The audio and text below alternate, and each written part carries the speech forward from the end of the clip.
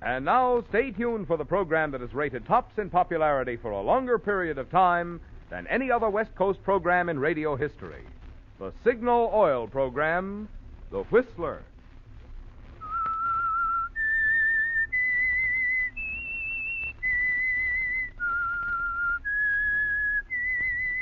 S-I-G-N-A-L. Signal gasoline. Signal, the famous Go Farther gasoline, invites you to sit back and enjoy another strange story by The Whistler. For extra driving pleasure, the signal to look for is the yellow and black circle sign that identifies Signal service stations from Canada to Mexico. And for Sunday evening listening pleasure, the signal to listen for is this whistle that identifies the Signal Oil program, The Whistler.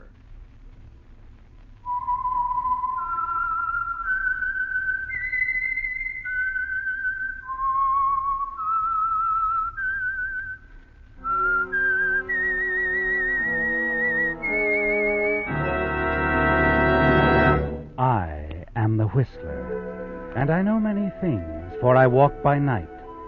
I know many strange tales hidden in the hearts of men and women who have stepped into the shadows.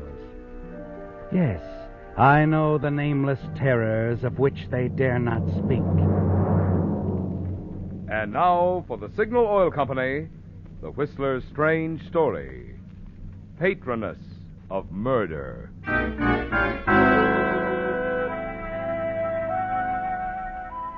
Paul Wilson moved about his studio, adding the final touches of preparation for two expected guests, two very important guests. One of them, Miles Hubbard, the aging sculptor turned critic, could hold the key to the success of Paul's career. His nod of approval could mean a future of security and position. Without it, the world might never know the talents of Paul Wilson, sculptor. And Paul was certain that his second guest, Don Alden, had arranged this meeting for the sole purpose of getting an expert's appraisal of his work. But it was no gesture of friendship. Paul's meetings with Don had never been friendly. This one would be no exception. Paul was certain of that. Their cold exchange of glances when Paul met them at the door proved that. The forced pleasantries over with, Paul showed them to the studio. And this, gentleman, is my workshop. Mm-hmm. Fine studio, Wilson. Plenty of room. Good lighting. Everything a room can offer the artist is here. The rest is up to the man himself, eh, Wilson? Oh, that's quite right, Mr. Hubbard. The rest is up to the man himself. I hate to take too much of Mr. Hubbard's time, Wilson. Can we see your work? Whenever Mr. Hubbard's ready, I'll be glad to show him. When one grows old, Wilson, one learns the great wisdom of economy. Economy of time, economy of words, economy of emotion. Oh, yes, it's a great lesson to learn. I tell you this because when I look at your work, I shall have an instant evaluation. Either it will be good or bad, and I shall tell you immediately. It's an honor to have you here, sir. I'm anxious for your opinion. Yes, well then, may we see some examples of your sculpture? Now, please. Right now. There you are, gentlemen. My latest. Mm-hmm. Yes. There is promise here. There is not yet greatness, but there is much promise. Much great promise. Oh, thank you, sir. Thank you very much. You mean it's really worthwhile then, Mr. Hubbard? Worthwhile, yes, worthwhile. But promise, that's the word, Don. Mostly there is promise. I'm afraid Mr. Alden has thought of me chiefly as a stonemason, or felt perhaps that I should carve soap. I wanted to be certain, that's all, for Aunt Martha's sake. She's been financing your work for a long time now. She'll be repaid later. Perhaps. If you're as good as you've made her think you are. Miss Alden thinks well of the young man's ability, Don? Very well. She told me the other evening she's planning to leave him half of her estate so that he can continue his work if anything happens to her. That's why your opinion is so important, Miles. I see. Well, he has the virility, Don. You can see it, can't you? And a strong feeling for material. There is much of Mestevic here. You studied with him, perhaps, Wilson? Not directly, no. Mestrovic? Famous Balkan sculptor, oh, yes. Mestrovic's work is very distinctive, entirely free from the French influence. You didn't study abroad, did you, Wilson? No, I didn't. Oh, it's you, Michael. Back from your shopping so soon? Yes. Oh, I'm sorry, Paul, your guest. My houseman and helper, gentlemen, Michael Dobovich. How Gentlemen, do you do, I- Michael? Well, we must go now, Wilson. Economy of time, you know.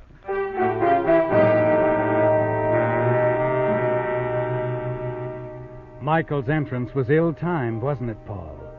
You quickly look for meaning in Don's expression and then in Miles Hubbard's placid face, but you find none. Perhaps they suspect nothing after all.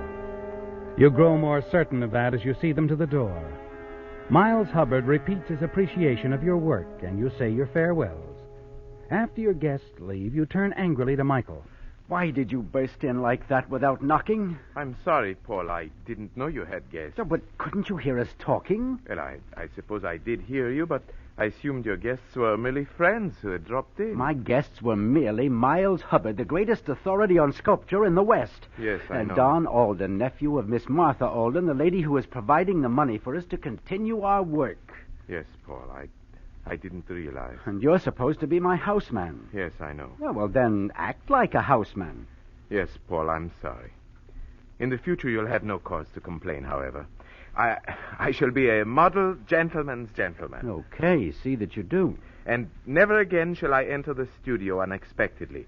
And if there are guests present, I shall wait outside for their departure, for hours if necessary. Oh, I know it isn't pleasant playing houseman, but right now it's the only way I can explain your presence. This studio, Miss Alden's help is important to both of us. Of course, Paul, and I want you to know I'm very grateful. My food, my clothing, money to spend, a place to live and work, why, I owe it all to you. Not to me, Michael. To your undeveloped talent. I recognized it instantly. Miles Hubbard simply confirmed my faith in you. It's a very great honor. Now, after one or two showings of your work using my name, my connections, I'll be proud to step aside and announce you as the promising creator. Yes, and then I shall tell them what a fine friend and benefactor you have Yes, been. I'm sure you will, but until then, for our sake, for your sake, we must both treat our arrangement with strictest confidence. Of course, Paul. By the way, did you study with Mestrovic? Mestrovic? Oh, yes. It was a great privilege. The master himself. I'm glad. I'm very glad, Michael. For you, of course.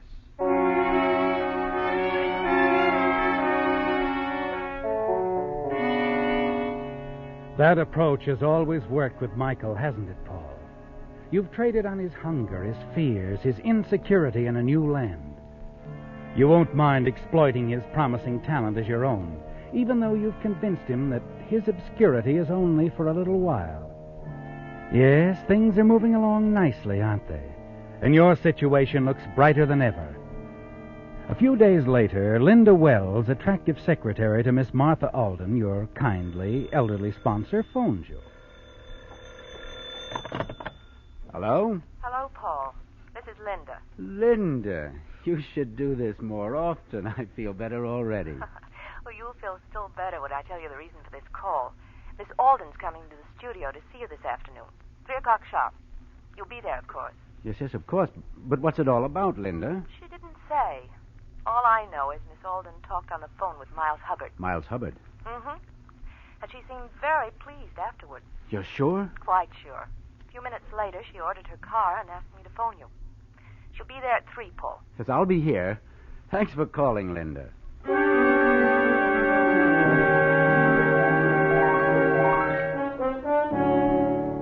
Well, Paul, the critic, Miles Hubbard's visit to your studio with Don Alden, Miss Alden's nephew, has rebounded to your interest, hasn't it? You know that Don brought him to the studio on the belief that the famous critic would brand the sculpture as worthless. Instead, he praised it. And now Miles Hubbard has told Miss Alden herself that it's good. Yes, Michael is a fine sculptor, isn't he, Paul? And a valuable houseman. You're curious as to what she'll have to say, and decide it will be just as well if Michael is elsewhere during Miss Alden's visit.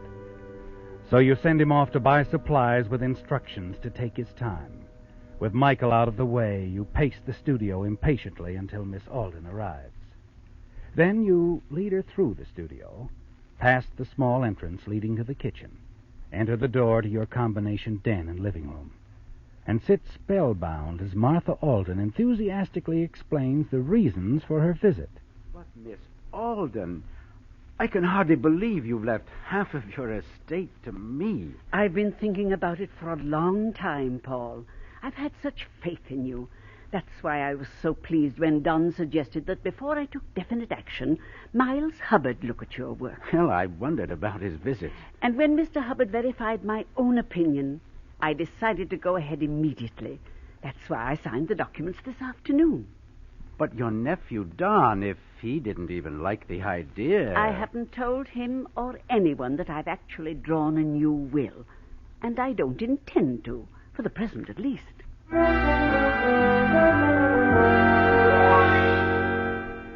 Well, Paul, it's no longer a question of maybe. Martha Alden has actually willed you half of her fortune. The necessary documents are signed and sealed.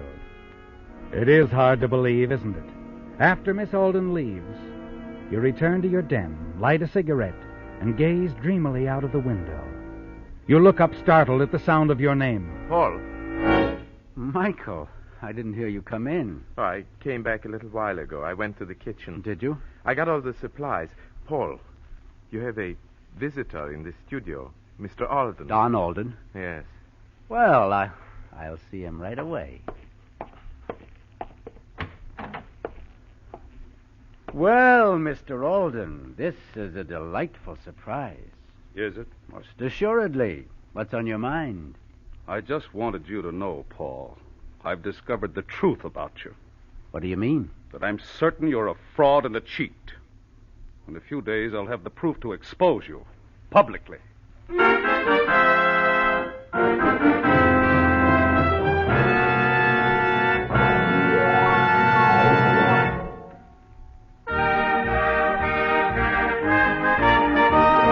Tonight's $20 Signal gasoline book goes to Mrs. C.E. Grindell of Seattle, Washington, for this limerick.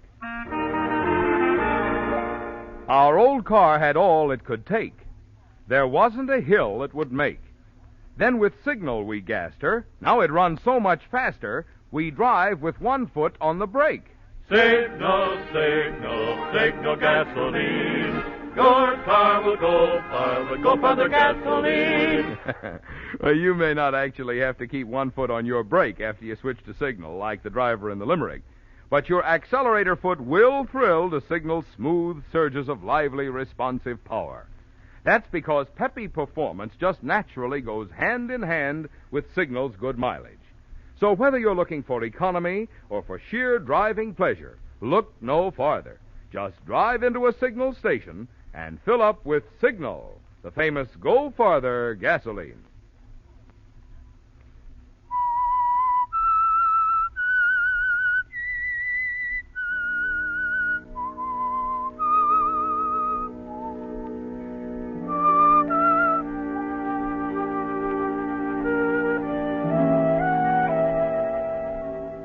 You reel under the impact of Don's words, don't you, Paul? He's called you a fraud. He says he expects to prove that you're a fraud.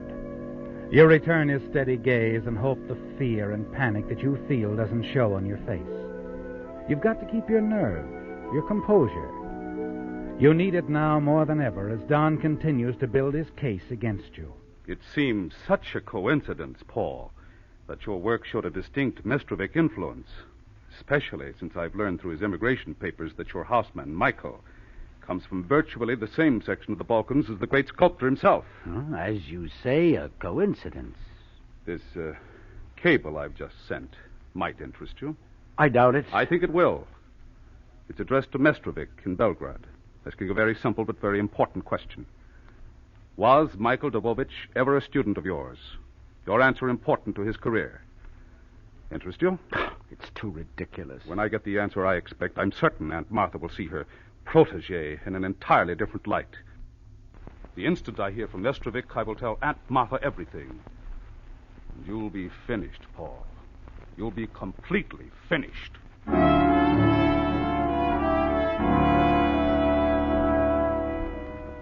Don's been quite thorough, hasn't he, Paul? He's always hated you. You've known that. But you didn't know the lengths he'd go to ruin you with Miss Alden. You must stop Don. Somehow you're certain of that. But how? Hours later, you're still wondering and thinking. It's a sleepless night for you, isn't it? What are you going to do? Leave? Disappear before Mestrovic's answer can come? By morning, you know that if you leave, all your dreams of money, the inheritance, leaves with you. Your mind is tired from thinking and indecision. You have no answer, have you, Paul? By noon, you still have no answer, and then the phone startles you, but you manage to answer. Yes, hello? This is Miss Alden, Paul. Oh, yes, Miss Alden. How are I'd you? like you to come to the house, Paul, as soon as possible, if you will. Why, yes, of course. Is something wrong? I don't want to talk about it on the phone. Can you come here right away? Of course, Miss Alden.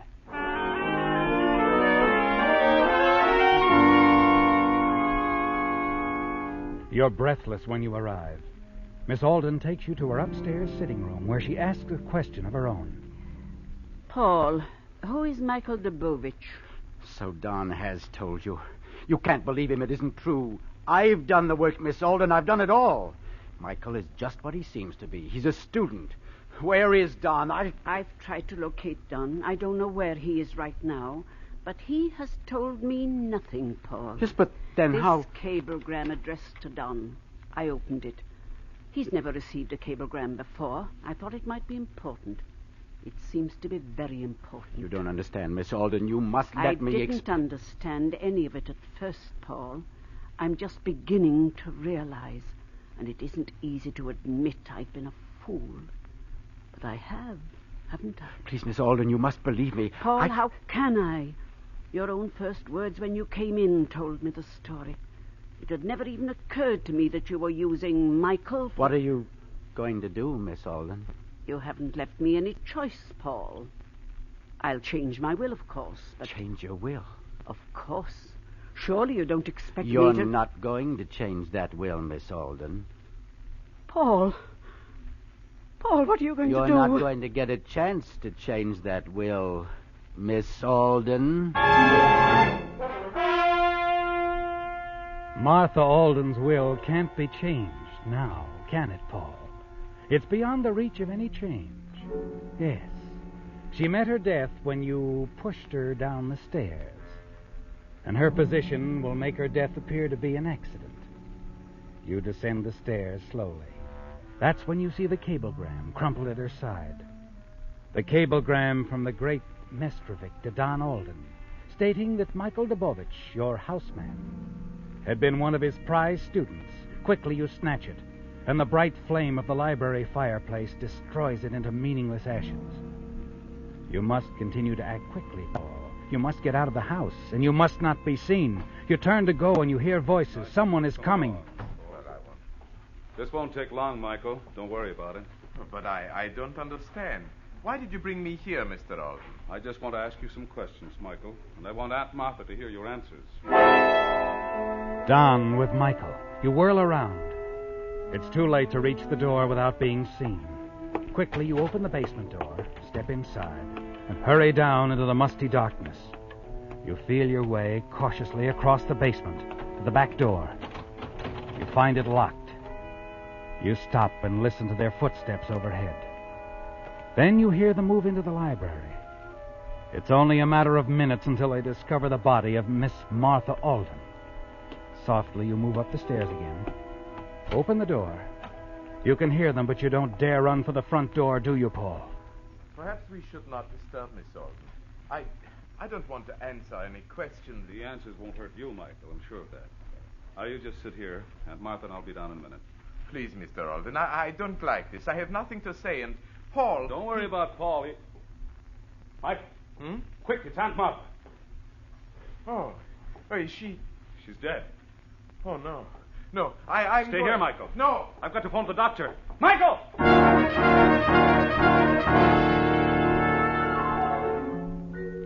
Michael seems to be running now, out of the house, Paul. And as Don hurries in the other direction to phone, the side door is free for your escape. You dash out into the winter darkness. Michael will be going home, and you must be there first, Paul. You race down the dimly lit street, hail a taxi at the next boulevard. Nothing matters now, Paul, so much as beating Michael home. And you do it. You're stretched out reading when he enters and pours out the tragic story of finding Miss Alden's body. You stand up well under the shock, but Michael's overcome. Poor Miss Alden. It was so terrible, Paul. And Mr. Alden, I'm so sorry. I don't quite understand why you were with Don, Michael. Well, I don't really know. He picked me up in his car and drove me straight there. He said there were questions. Paul, what will we do? For now, I think we'll do nothing. Don's taking you there. It's so strange. That's it, Michael. We'll do nothing. We'll say nothing. We wouldn't want to get Don in any trouble.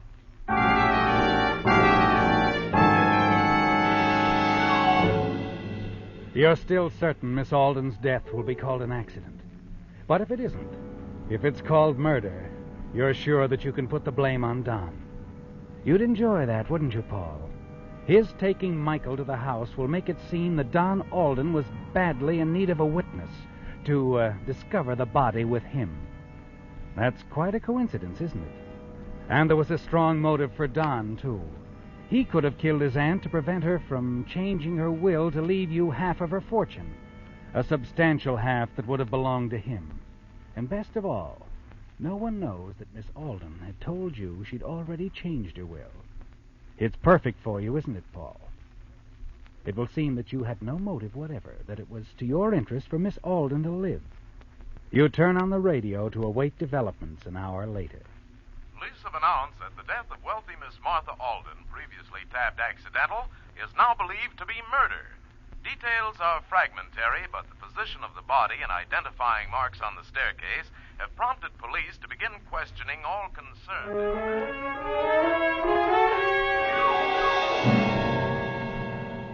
They call it murder now, Paul. They've been questioning everyone concerned, and they're making a sudden decision. Well, you've got to go to the police before they come to you.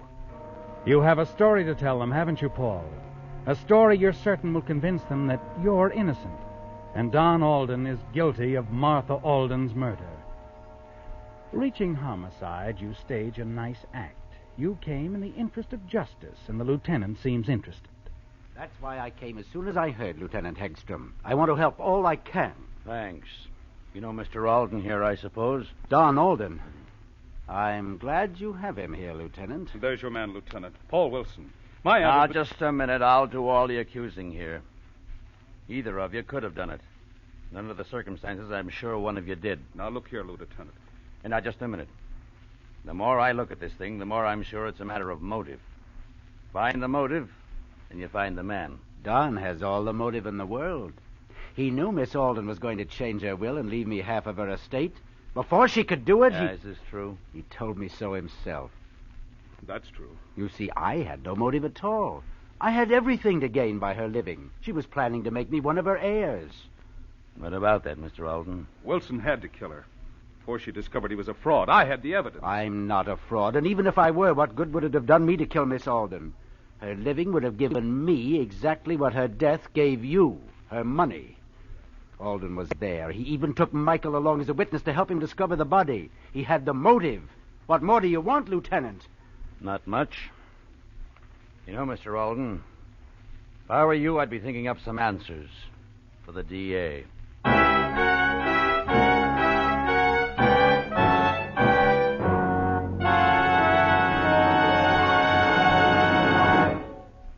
While watching some Christmas shoppers the other day, I couldn't help feeling it's too bad folks aren't as careful in selecting their motor oil as they are in selecting Christmas gifts. If they were, a lot more drivers would switch to Signal Premium Compounded Motor Oil, the improved type oil that does so much more than just lubricate. You see, because Signal Premium combines scientific compounds with 100% pure paraffin base, it does things for your motor which the finest oil alone cannot do. One of these compounds, for instance, specifically prevents destructive corrosion inside your motor.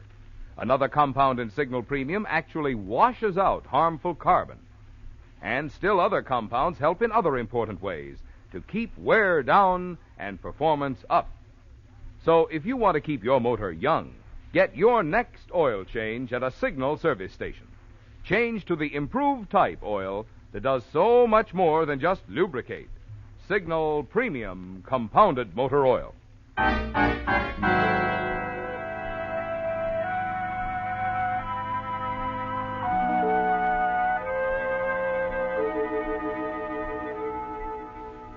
You're in the clear now, Paul. You're certain Lieutenant Hegstrom is convinced of Don's guilt. Find the motive, and you find the man. That's what he said, Paul. You're pleased, aren't you? And you know the story by heart that will convict Don as you tell it to the police stenographer for the permanent record. You've just finished and started to go when... Just one more detail, Wilson. Come back a moment, will you? Of course, Lieutenant. Glad to. Why, Michael. Yes, Paul. Paul, I've been so worried about you. Michael seems to be a very loyal servant, Wilson. Oh, yes. Yes, he is. You needn't have worried, Michael. I'm just fine. Oh, but he has worried, Wilson. He's worried a great deal. He even thought we might be holding you for the murder. And he came here with something he says proves you couldn't have done it. Well, that's very nice, I'm sure, but... Go on, Michael. Tell him what you just told me. Yes, sir. I told him you could not have done it, Paul. I told him you wouldn't have done it. How much you thought of Miss Alden after she'd been so kind. How she'd changed her will, left you half of her money. But, Michael, how did... Go on, Michael. Tell Wilson how you knew Miss Alden had already changed her will. You remember, Paul? You told me not ever to burst in on you when you had guests. So that day Miss Alden came to see you, I waited outside the room. I did not burst in, but I couldn't help hearing her tell you she changed her will that afternoon to give you half her money. Paul? Paul, have I done something wrong? I'll answer that, Michael. You've done something right. Alden told the truth. He's the one without a motive. You lied, Wilson. You had the motive. But, Lieutenant, You knew Miss Alden had already put you into her will. You killed her to keep her from cutting out of your will, out of your inheritance. Like I said, find the motive, and you'll find the murderer.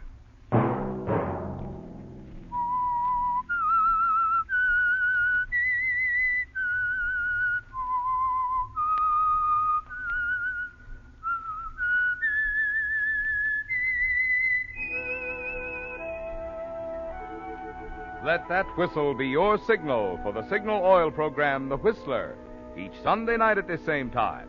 Brought to you by the Signal Oil Company, marketers of Signal gasoline and motor oil and fine automotive accessories. Remember, if you would like the fun of having your friends hear a limerick of yours on The Whistler, the address to which to send it is the Signal Oil Company, Los Angeles 55, California. All limericks become the property of the Signal Oil Company. Those selected for use on The Whistler will be chosen by our advertising representatives on the basis of humor, suitability, and originality. So, of course, they must be your own composition.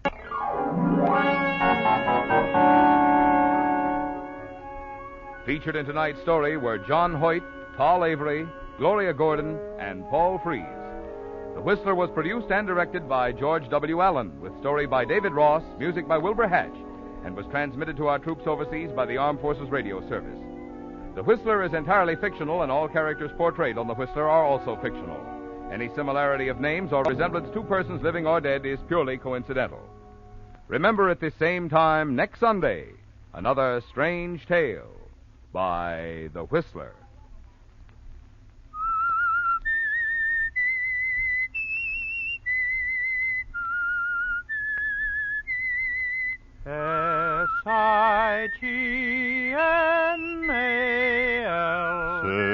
Signal, Signal gasoline. Marvin Miller speaking for the Signal Oil Company. This is CBS, the Columbia Broadcasting System.